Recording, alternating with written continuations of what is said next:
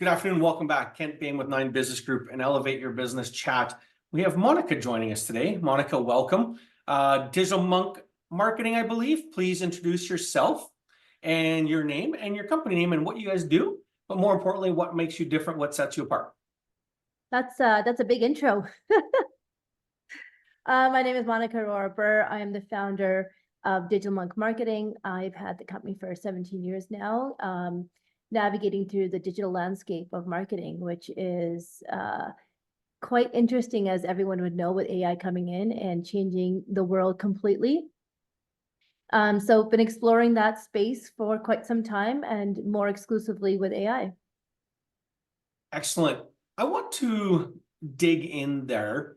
With 17 years of experience, you probably, in the world of, even if, let's make the jump and say you always haven't been fully in digital marketing. Back in 2007, you probably did other forms of marketing like print, yellow pages, for those who remember the yellow pages. So give us kind of a 3-part, if you can, if you look at 17, 18 years in the industry. What was 2007 like? What was 2015 like? And then what was 2000 like versus 24? And sort of, if you can, document the 3 or 4 changes that we've had in marketing in the last 15 to 20 years. So the fundamentals of marketing are always the same. How do we get into the consumer's head to have them make a purchase, right? That's the end goal, is how do we get business? And so the fundamentals of marketing are the same, just the mediums have changed, and how we consume data and how we make decisions based on the medium that we're in has changed. So in 2007, yeah, you're right. There was print advertising, there was bus bench advertising. Like, that was a big thing back then, right? Yellow pages, if you had a business, you weren't really a business until you were in the yellow pages. That was it. That's where people looked. That was the search engine. That was the analog search engine, was the yellow pages, right? And even back then they had competitors. They had like a can pages, and they had Asian pages, and they had, all sorts of these booklets where you could look up businesses, and we would buy that space in hopes that we would be discovered. So, that was the Google of that time. And then we got into the era of the internet and search engine optimizations. And now we could serve our business, or we could be found by anybody in the world, really. So drastic change, because then as a consumer, you have millions of options of who you can give your business to. So how are we deciding? And the fundamentals of how we decide who we give our business to is exactly the same now as it was in 2007. And how is that? How do we decide? I mean, we have access to more information. Make the comment, we're probably overwhelmed more often than not. Joe consumer goes along, looks at Yelp or Google reviews, whatever. Do consumers, so 1, have we changed how we make decisions? Or 2, do we consume more information to make a decision? I think we consume a lot more information to make a decision, but it makes us more undecisive. It makes it harder for us to make a decision because we have too much information to make a decision now. So we become in the space of, I just don't know. So it actually takes us longer now to make a decision. Before, we would call a few of our friends and saying, hey, I'm looking for a dry cleaner. Who do you use? I use this guy across the street. He's great. Great, I'll take my stuff there. Decision made. Now we're looking at Google reviews. Now we're asking our friends. Now we're going to ChatGPT. Now we're going to Google and searching in and seeing who's coming up on the top pages. And then we're doing our research. So are we making a better and more informed decision? Yep, we probably are. But how much longer is it taking us to make that decision now? And finding someone to do business with, and is it worth it? I have my own opinions on that, but at the same time, that sales cycle is a lot longer than it used to be before. Really, you think so? The sales cycle is longer? I do think it's sales cycle, because when we have more information to sift through to make a decision, now we're taking in so many other considerations that we weren't looking at before. There were no Google reviews to look at. We just talk to our friend or our neighbor of where they were doing business, and that was kind of solidified at that point. So how do you, with your marketing company, what advice strategies, how do you help your clients modify, change what they do? How do you assist an entrepreneur at 300,000 in sales or 1.5 million in sales gain market share and gain clients with a quote unquote noisy atmosphere? Yeah. And the fundamentals are still the same of 2007. And just again, the mediums are different. And why do I say that is because the brain and the psychology behind making that sale is still very much the same. We're just finding new ways of doing it. So I'm just getting back to the question now. Sometimes I get off on a tangent. Oh, take your time. So back to the question. So the question was, how do you help your clients navigate and differentiate themselves so that your clients can grow their businesses? With all the noise out there, how do you use your knowledge, expertise, and your company to help your clients, and what do they do different? Understanding what's really important to that user. What is that avatar? What makes them tick? What makes them make that decision? Because if you can get into understanding their psychology, then you can communicate to them in the way that they want to be communicated, and you can talk to them in a way that's going to align with them. So in summary, the tighter we can get and the better we can know our intended audience, how they eat, sleep, breathe, their motivation, the more clearly we can speak to them. Yeah, it's all about the messaging then. How are we speaking to them in the most authentic way? It's not about sales anymore. If we see something that's too salesy now, we immediately dismiss it because it feels like we're being sold to, and we don't want to be sold to anymore. We are looking Were for we sold to before? In 2007, do you think we were sold to? Yeah, if you look at the advertising back then and you look at the advertising now, it's completely different. Everything is glossy and shiny and pretty. Like if you look at the magazines back then, you're being sold to. You have a glamorous woman wearing the glamorous outfit, selling, the perfume. Like we remember the Dior commercials and the Dior ads in the Cosmo, magazine. That doesn't work anymore. That is too shiny. That's not authentic anymore. Because now what's selling is the influencer on TikTok or Facebook or Instagram with her hair in a messy bun and talking about her opinion on a certain product and service. And you trust her. You trust her because she looks like you. We didn't look like the models in theirs. We couldn't trust them. They were too shiny. They were too perfect. They were too photoshopped. Photoshopped images don't work anymore. It's the realness, it's the rawness that sells us now, because that's who we identify with. We don't identify with those with plastic. And that's what sold before. We identified with something that we longed to be. Now we identify with who we are. It's more authentic. Super fascinating. Okay. So fast forward, it's 2023, 2024. We have this wonderful thing called AI, which I don't know, people are talking about. Some people say it's real. Some people go, it's a passing fad. So two-part question. How is it impacting your business? How is it helping or hindering? And then more importantly, is it here to stay or is it going to evolve into something else? The AI that we're experiencing right now is a fraction of what it's going to be. It's at a very infant level right now that we are wowed by, because it can do a lot of things that we didn't have a tool doing for us before. So it is a huge advancement in technology, absolutely. But from where it is now and where it's going to be, this is nothing. And I don't think it's this version is not here to stay. This is just a taste of what we're going to.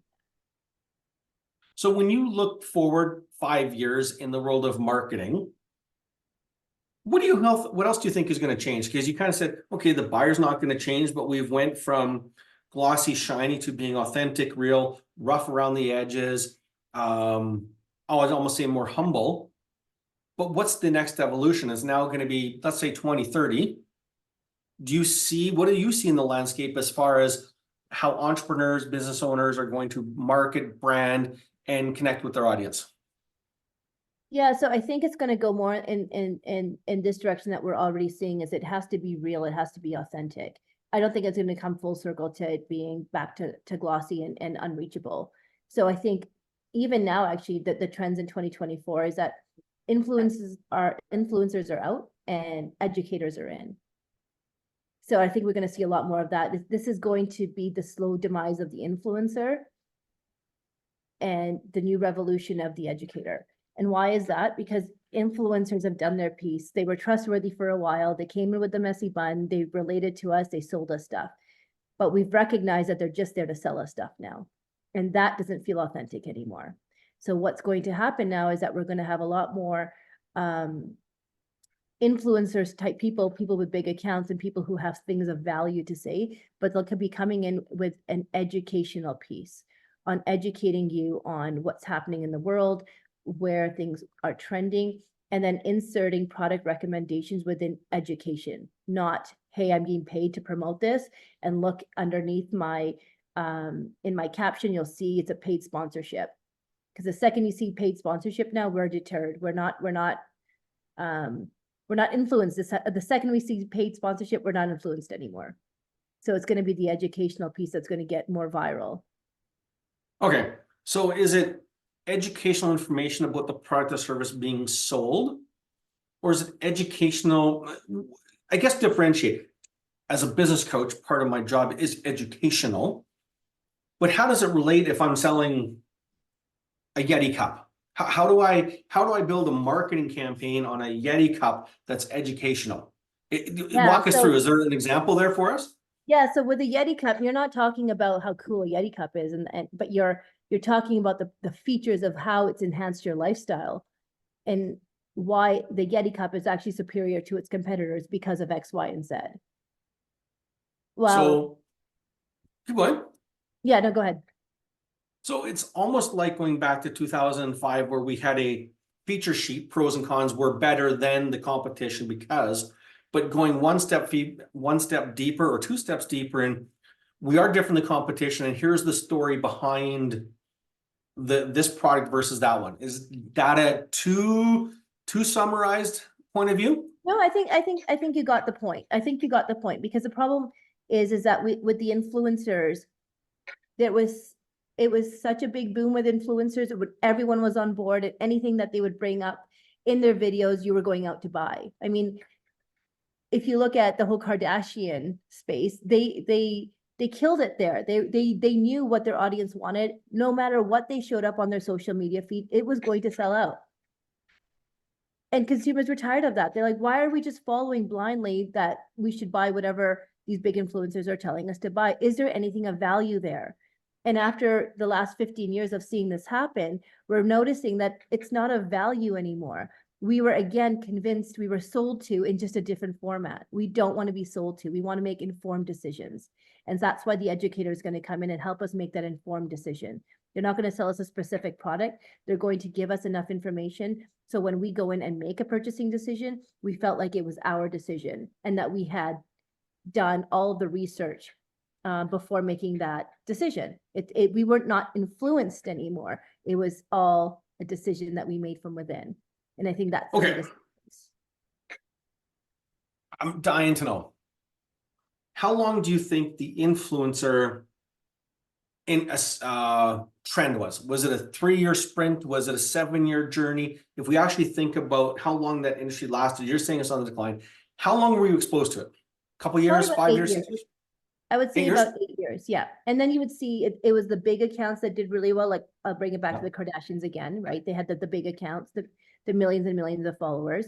And then you started noticing it was the micro influencers that actually had more influence, and they were able to sell more products than the macro influencers. So you already saw that trend from the top of like the big accounts really selling, and then it was the micro accounts that were selling more and pushing more product.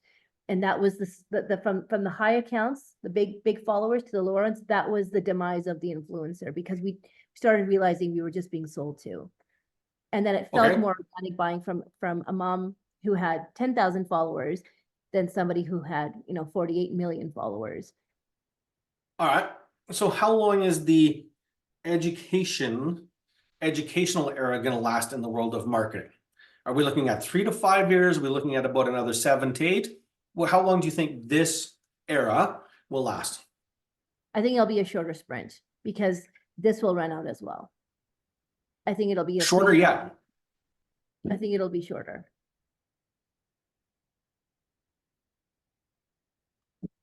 Well, all I can say is I hate the rate of change. It's getting shorter and shorter all the time, and the world seems to change faster and faster all the time. But I guess that is the world we live in.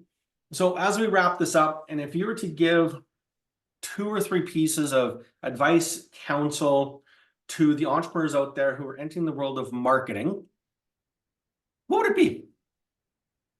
know who your audience is, like, to a T. Either you do market research to understand who they are, taking interviews, like, you really need to know who that end user is, because you need to know how they want to be spoken to and how they want to be reached out to. Otherwise, you're just shooting in the dark and hoping something sticks. So really understanding who that avatar is, and then speaking their language, communicating to them in a way that they want to be communicated in, is key. What do they What was the do? second one? Do you have a second one? Do I have a second one? Follow the trends, figure out what's happening. Like AI is a trend right now. It'll turn into something much more and bigger than us, but understand how to use the trend. So when AI came out, everyone's like, this is great, I can create so much content, and they're creating all of their social media content and their blogs and their website content.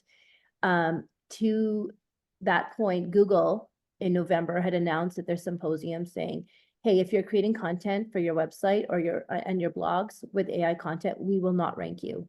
That is not real valuable content, because you're not writing it and you're not adding the viewer. You're not providing the user with any value, because it's not you writing. And that's And huge. to add to that, go ahead, sorry. No, go ahead. I've, whether I'm right or wrong, I've been saying that for a year, maybe a year and a half, when we talk about AI, chat GTP, and all the different things out there. It's like, it's only processing information that it finds. It's not new, it may not be relevant, it's simply regurgitating shit, garbage in, garbage out. And I think the real art and the real science, maybe in that educational piece, is one of, how do you use it, and then how do you make it personal? How do you direct it? How do you make it your language, your voice, authentic? And it is funny, because it was kind of like, yeah, it's cool, and I've had clients write articles like, to your point, it's not you. And eventually someone's going to figure out, and good for Google for not only just creating it, but then saying it's cool and fun, but we still want to help the audience connect with the best person. So fantastic. All right, to wrap this up, who's your ideal client? Who should be looking for Monica? Who should be looking for Digital Monk Marketing? People who really understand the value of marketing. I'm not here to convince you to do the marketing. People who understand the value of marketing, Yep. because Who's your ideal client? any small to medium-sized company who is looking to attract their audience, they understand who their audience is, they know what makes them tick, and we can create that messaging for them and reach them where they're at. And where will they find you? www.digitalmonkmarketing.com. Amazing. Thank you very much. Love the answers. Love the history lesson, and more importantly, love the insight into what's coming next. Thank you.